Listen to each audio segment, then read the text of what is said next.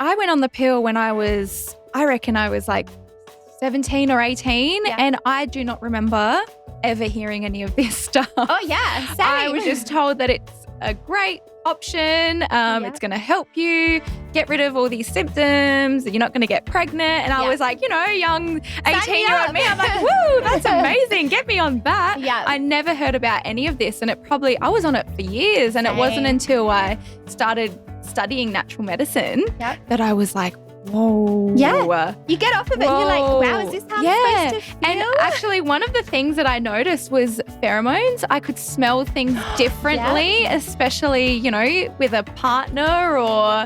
So, there was just a lot of things. I wonder if that's why I was attracted to so many duds. Hey guys, welcome to the Happy Way podcast, your go-to place for all things fun, happiness, well-being, growth, trust, and diversity. I am your host, Melissa Fideli, and I am here to inspire and connect everyone who chooses health and happiness so you can be your healthiest self and live life the happy way. Today's guest is Angelica Hazel, an Adelaide-based clinical nutritionist, fertility awareness educator, owner and developer of Saha Botanica organic tea range, and mum of 2 beautiful girls. Angelica is passionate about fertility and supporting women to optimize their health before, during, and after pregnancy. With an extensive list of qualifications, she knows a thing or two about nourishing the body and getting the best results for her clients. Today, we are going to chat about the pill and the effects this can have on the body, fertility, and answer all those burning questions and myths we have all had at one point in time. So welcome, Angelica Hazel. Thank you so much. I'm so excited and I guess honoured to be here. Of course. I'm so happy you're here. You have so much wisdom and knowledge to share. So I thought, let's get you on. This is a topic I feel like so many women are super interested in. So let's get into it. So as a natural health expert with a master in reproductive medicine, can you tell us a little bit about the importance of our natural reproductive cycle and how the pill actually works? Yeah, absolutely. Look, I guess I would start with a very wise naturopath called Laura Bryden refers to your period as your monthly report card. And I just love this because what it means is that the health of your periods is a great insight into your overall health. Having a natural cycle is not only key to understanding your health, but it's important for making women's hormones. So the women's hormones that our body naturally produces are estrogen and progesterone. Mm-hmm. Estrogen gets a bit of a bad rap, but it really does have so many amazing functions such as stimulating libido, boosting serotonin, enhancing, just to name a few. And then you've got progesterone, which is kind of the yin to estrogen's yang.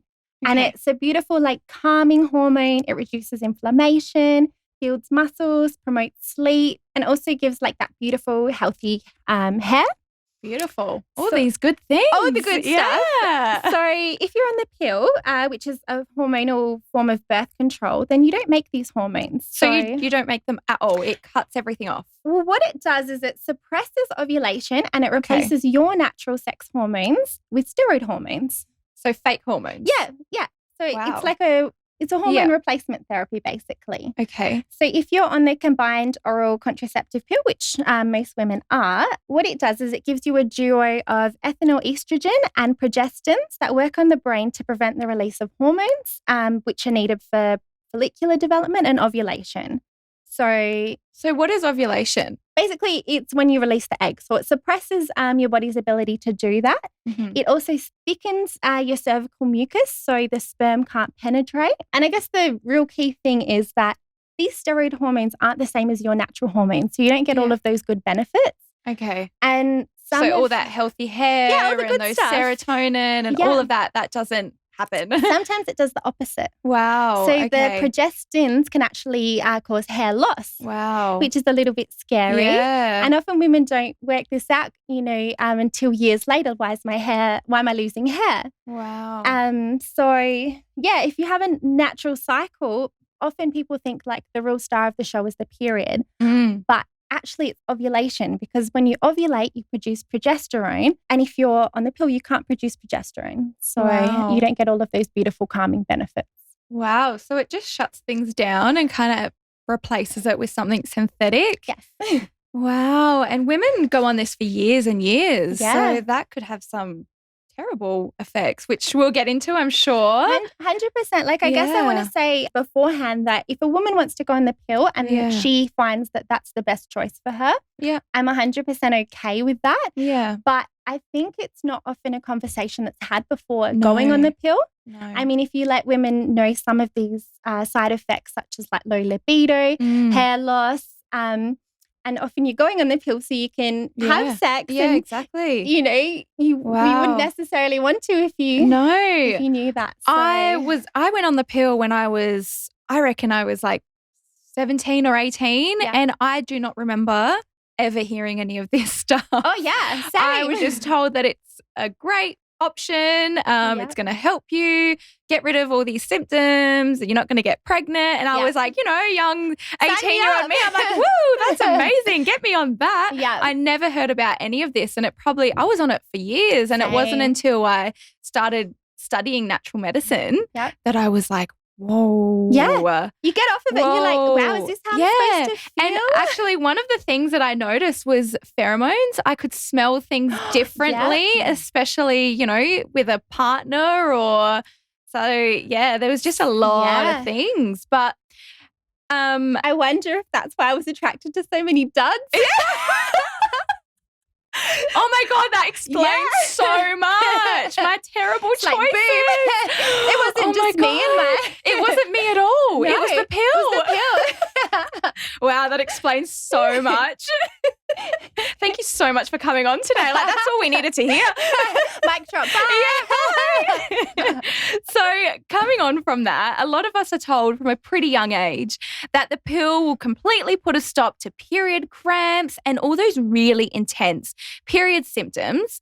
But that seems like just a Band-Aid fix to me as well, which is obviously something that I've learned. So from a holistic perspective, usually these symptoms are just signs of, those deeper issues and deficiencies. And instead of being advised to go on the pill, from a natural medicine perspective, how else can we manage those symptoms and also really find the root cause? Because that's what we need to do in all of these cases. Like, I think one thing I've learned is that every symptom is because of something deeper. Yeah. It's not just your monthly cycle coming along and now you've got these excruciating cramps and pain and all of these things going on. It's usually something to do with imbalances and deficiencies. So from a natural medicine perspective, can you shed some light on that and also give us some info on what we can do to prevent that and find that root cause? Yeah, absolutely. So I 100% agree with you. I think the pill is definitely a bit of a Band-Aid cure-all that's resorted to way too often.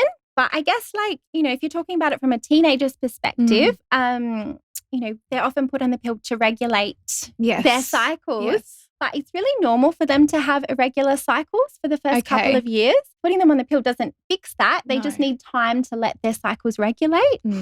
Secondly, look, I really recommend working with a natural healthcare practitioner to really give you personalized advice, because the root of your health issue will be different to other women's. Yes. So I guess it's kind of hard to say, yes, it'll be this or this. I mean, some things you can do to reduce negative symptoms associated with your period or to regulate it is to reduce your stress.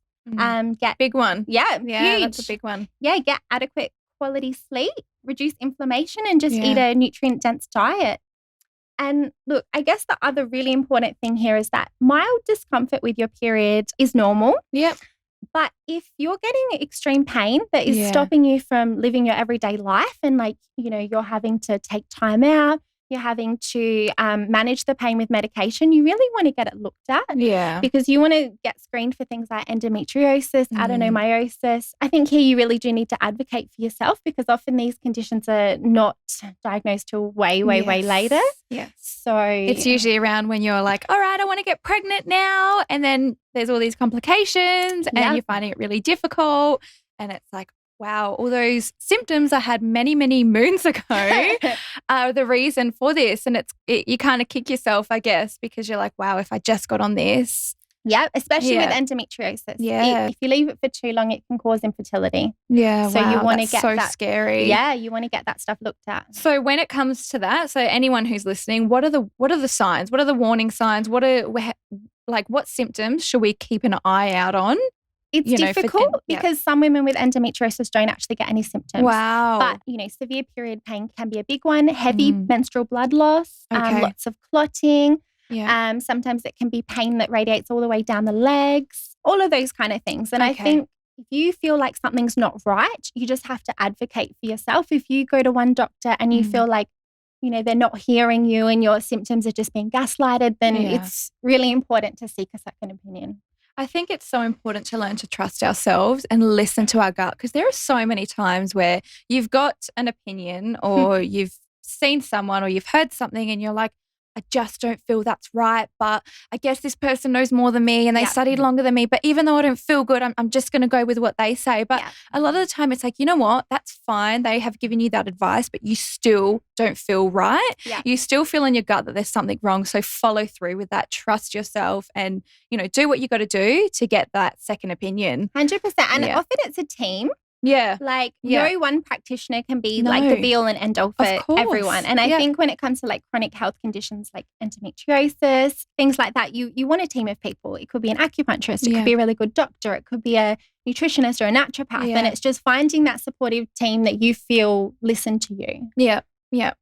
So does the pill cause nutrient deficiencies? And if we're on the pill, how can we compensate to make up for those losses? So essentially this is for someone who maybe on the pill at the moment and they're not feeling as great. Does it actually cause nutrient deficiencies? Yes, yes it does. Yeah, okay. And how can we compensate?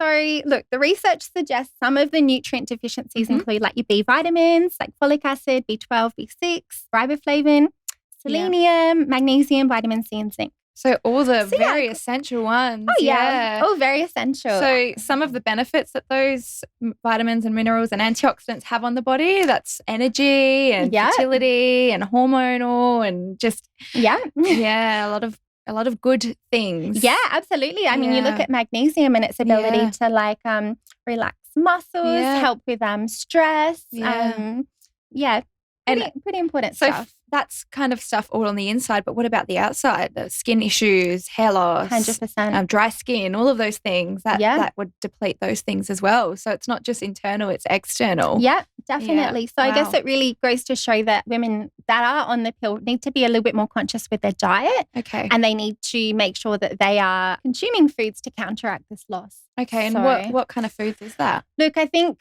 it's hard to say you have to only eat these things, but if you're eating a nutrient-dense, broad diet, you should be able to meet your needs. But again, if I was on the pill and it was best case scenario, I'd say speak to someone because it's hard to be objective with your own diet. Of course. I mean, even if you're a healthcare practitioner, it's good to get someone else to be like, oh, you could add in this or you could add in that. Yeah. So it's really, a good general rule would be, looking at getting in all the food groups. That's probably not cutting anything out. 100%. And if you're vegan and vegetarian, definitely. Yeah. So if someone listening to this episode is thinking about coming off the pill, and wants to find their natural cycle again, what advice do you give them? And nutritionally, what should they be doing? Because I'm sure this would enlighten a few people and, maybe someone who's listening to this is planning on having a baby soon. So, what advice can we give them? Look, firstly, I would say babies aside, if you first went on the pill for contraception, that you definitely want to make sure that's sorted first because you don't want any surprises. Yeah, okay. Then after that, I would look at increasing your intake of the common nutrients that the pill depletes. So nutrient-dense diet, balance your blood sugars, support your gut health, pre and probiotics, and supporting that liver to reduce the toxin exposure. Okay. And again, if you're going off the pill, it's probably a good time to speak to a nutritionist or a naturopath before. So you can start making changes at least like a month before, especially for things like if you went on the pill for acne. If you start implementing changes while you're still on the pill, it can make it that some of the side effects less severe.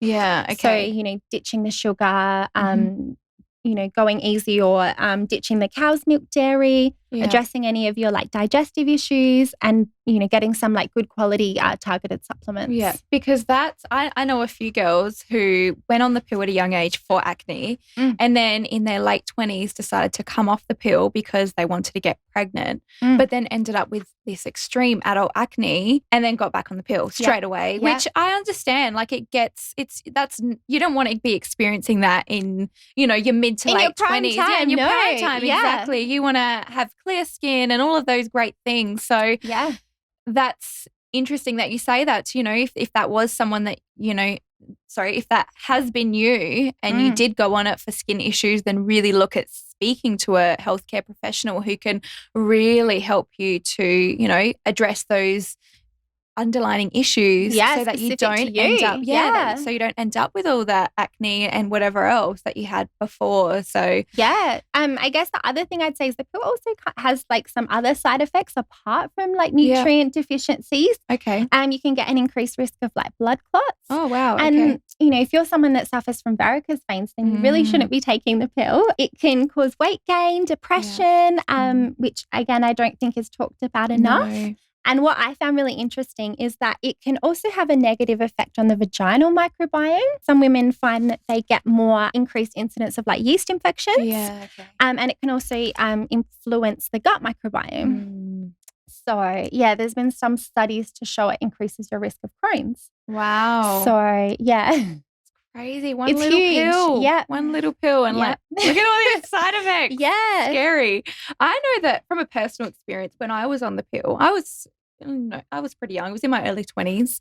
I noticed when I came off the pill, my mental health was so much better. Same. I was so much happier. I just was more optimistic, and it just makes you think, far out, for all those years that I was on it, the anxiety, the low moods, it's crazy that just one little pill can have such an impact. And I definitely experienced that a lot. Yeah. When I came off, I noticed my mood was so different. So it's almost like the fog has lifted because I felt like that too. And it was pretty immediate. Like I felt like for me, I reckon I noticed that change within the first month of coming off. And, I know for everyone it's different. Like I know some women it took 6 months to 12 months to get a normal cycle. And I guess, I just noticed a lot of things change for me within those first 4 weeks of coming off, which was, My husband was like, oh, there you are. Yeah, you're back. Crazy. Yeah, you're not crazy anymore. Yeah. I was definitely more fiery when I was on the pill. And I'm Italian, so we already have fieriness in us. Same so girl. imagine having the pill on top of that. Jeez. I think I was more emo. I was like, more emo. Oh my God. Just like crying about whatever. Yes. Oh, God. Couldn't deal with life. No, So everything's too hard, right? Yeah. So let's chat fertility and the pill. Love it. Awesome. Yeah, this is your area. Yes. So does the pill affect fertility, and would it have any long-term effects on being able to conceive? Look, when you look at current research, it doesn't show long-term fertility issues, but what I've observed clinically and what I've also studied is that often when women come off the pill, it can be a considerable amount of time before they regain their periods. Some women, it can be a matter of like a couple of months. Boom, it's back. You're ovulating again. But other women, it can take years. Yeah. So it can be determined, what your periods were like before you went on the pill. If they were regular, if you didn't really have too many issues, then often that they'll come back quickly. But quick.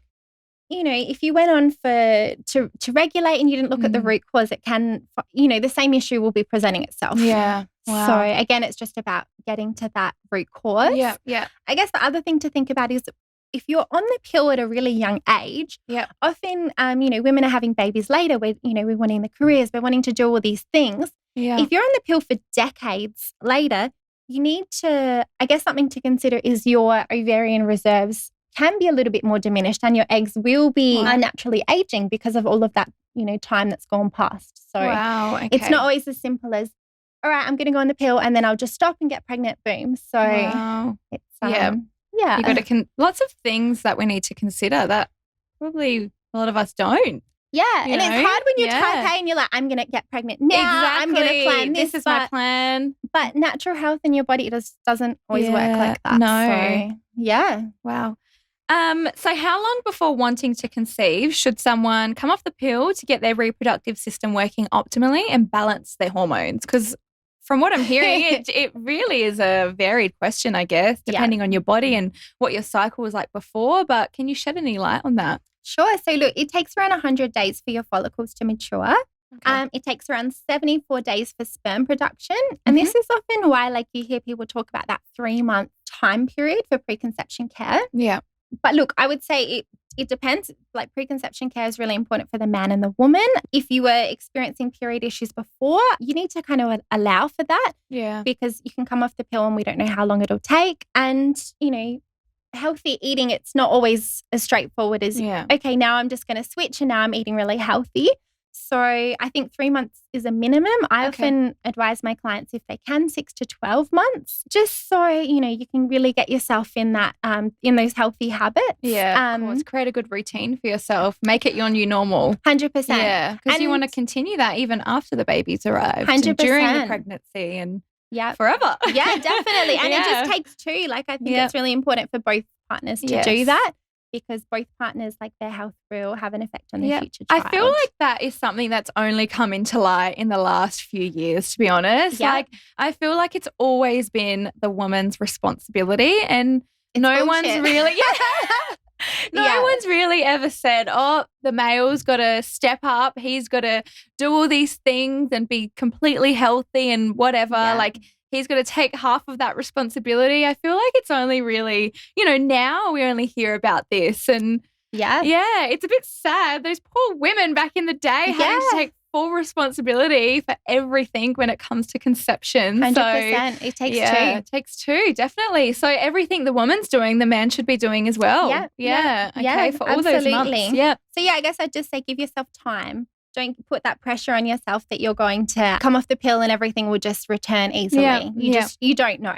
Okay. We want to get your nutrients back up. We just want to see how things play out. So what's a good way to monitor that? What's a good way to monitor from how your body's coping from when you first get off the pill to maybe a few months down the track? How would you spot those differences? Look, I teach fertility education and I'm a big fan of charting. Okay. I'm pretty old school. I do it with pen and paper and we just write down every day what you're experiencing. I do it for fertility but also for health. So it's writing down if you notice any fertile mucus, temperature charting as well, and just noting any symptoms. Okay. So once you have that, you can look over the last few months and be like, oh, okay, this happened there. And wow. Because you don't remember otherwise. No, if you don't record it, you're like, oh, what was that? I think I felt the same. I don't know. I don't remember what I ate for breakfast yesterday, let alone exactly. if there was mucus on my undies about a month ago. I don't know. Oh, gosh. Okay, so charting and just being aware of what's going on and writing down those changes and I guess also energy and how you're feeling within yourself day to day is also another good indicator of your health in general. I think, I think women are tuning into that more. Yes, I agree. Whereas when I was, not that I'm old, but you know what I mean? It was just, you just get on with it. It was so much more hustle. I'm good, I'm great. Whereas now it's more honouring how you're feeling, which is really taking good. it easy. And, going within, which is great. Yes. So now that we've chatted a bit about the pill, let's get on to our menstrual cycle and what your nutritionist approved tips are on optimising nutrition and exercise through the various stages of our cycle. Awesome. So I'm obviously a big fan of working with the natural cycle and not against it. And I'm actually currently running a workshop with my good friend Sahela from NISA. And we dive deep into the phases of the menstrual cycle, and then we educate women on the best times to eat during the cycle and what kinds of exercise. So I guess without giving too much away, I will give you some tips. So from an exercise perspective, when you're on your period, I think it really depends how you as a woman feel, because some women find they like exercising, some just don't. But if you can incorporate gentle stretches and walks, it's a good time. Yep. During the rest of the follicular phase after your period, then you kind of amp it up a little bit. Okay. So a bit more medium to high intensity and some strength training. Then when ovulation happens, most women feel like superwomen. Yes. That's when they feel sexy, they feel vibrant, and that's actually a really good time to achieve a personal best. Okay. With exercise, you can really go into that high intensity training. Then after following ovulation, it's kind of like a gradual slowdown. Yeah. As you move, like, in the days leading up to your period, it's more about restorative movement. Okay. So low intensity yoga and just, again, like that resting, tuning into your body. Okay. So it's really just about listening, because if we do listen to what our body wants, you will be so aware of how you're feeling. Yeah. I noticed that I will have my best week at the gym during when I'm ovulating. Yeah. And literally the week after, I am like, why am I here? Yes. Why am I doing this? Yeah. It's so hard. Yeah. Why can't I lift these weights anymore? Yeah. And it's kind of like, what? At first I was like, what's going on? Like, I was so strong last week and now I'm not. But then it's all about, okay, hold on a second. Where am I within my cycle? Yeah. It's not that I've lost all this strength in a week. It's simply because I'm in a different phase of my cycle. I'm going into my period and I need to listen and be a little bit more gentle. And it's okay if I can, don't go to all these high intensity classes. Or if I do go, I lift, lighter weights. Yeah. And I don't push myself as hard. So, yeah, it's really good to just have that in the back of your mind, because it kind of makes everything click and you don't lose that confidence. You don't, if you're someone who, I am quite physically active myself, and I know that when I wasn't, seen you girl. F45 and all that. But I know that I would, at first I'd be like, what the heck? Like, what is going on? I was so good last week. Now I'm getting down on myself because I feel like, why aren't I pushing myself? I feel crap.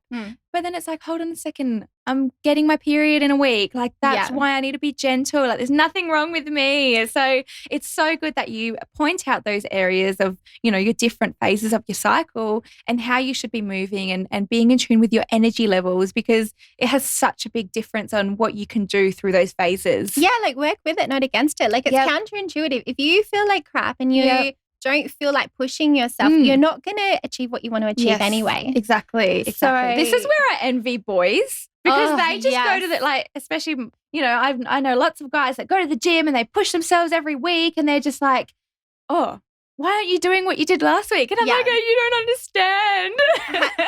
100%. But they don't really get to make babies. Exactly. So we are very lucky. Yes, we are very lucky. But all right. So before we finish today, I would love to know, what is one key lesson you have learned on your journey with natural health, fertility, and nutrition that you would tell your younger self? Because I'm sure you've got something. Yeah, absolutely. Look, I would say that periods and women's health is important for so much more than just having a baby. Yeah. You can't, switch off everything until you want to get pregnant. It's really important to, I guess, have a good understanding of your body and tune into that. Yeah. So I'd tell my younger self, get off the pill, girl. Embrace your cycle, don't suppress it, and just learn as much as you can about your body, because your relationship with yourself is just so important. So, amazing. Yeah. Beautiful. And be kind to yourself. Yeah, I know that's one thing we're really not. And it's something we need to remind ourselves all the time. Be kind. It's okay. You're going to get through this. Like, learn about it, like you said, and just be in control of your body. Yeah, don't beat yourself up for what you don't know. When you know better, you do better. Yes. But it's not about that judgment. No. Beautiful. Good. So where can we find more of you? You're doing so much in this health space. You're doing so much with fertility. You're helping so many women. I watch your journey and I think, oh my God, you're amazing. You're doing so much, and with your courses as well. So where can we find more of you? Where do we look you up? Thank you so much. Where do we come and see you in clinic? All these things. Come see me. Yes. So my website is www.angelicahazel.com.au. You can also find me on my Instagram, Angelica_Hazel_nutrition. And yes, I consult in clinic at Soul Movement Studio, but you can find all the details on my website. So beautiful. Yeah, amazing. Come say hi. Yes, so good. All right. Well, thank you so much for coming on and sharing so much valuable information on this topic. I definitely feel like it is something that we have so many questions about. I know that I did when I was younger and I was on it, and before I studied natural health. So, this is going to be so helpful for so many women who are at different phases of their life, whether they have just gone on the pill, whether they're thinking about it, whether they want to come off of it, or whether they want to have a baby soon. So Thank you so you're amazing. So thank you so much. No, you're welcome. Thank you so much for having me. And I hope women get something out of it. Oh, I'm sure they will. Yeah. And I know that when I'm going to be ready to have a baby, I'll be coming to see me. you. Yeah, I got you, girl. Yeah. Amazing. So that brings us to the end of today's episode. Thank you guys so much for listening. And I hope that you have taken even just one piece of wisdom from this episode that you can apply to your life to help you grow and be a happier and healthier version of you. Please like, subscribe, and make sure to share us on your socials, sending lots of love to all of you. Bye.